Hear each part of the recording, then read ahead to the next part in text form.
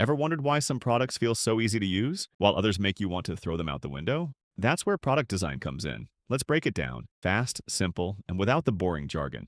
Product design is the process of creating solutions that are functional, usable, and delightful. It's not just about how something looks, it's about how it works, how it feels, and whether it solves the right problem in the best way. Great design can make something effortless to use.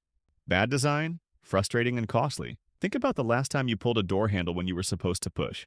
You wasted time, effort, and lost aura, all because the design wasn't clear and didn't match how people naturally use it. So, how do designers actually make products that work well and feel good? They follow a structured process. First is research, talking to users, observing how they interact with similar products, and uncovering pain points.